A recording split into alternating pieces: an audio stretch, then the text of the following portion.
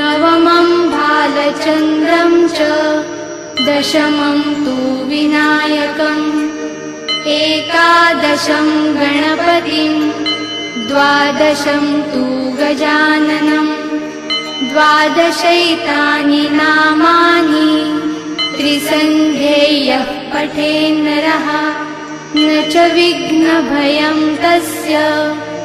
सर्वसिद्धिकरं प्रभो विद्यार्थी लभते विद्या धनार्थी लभते धनम्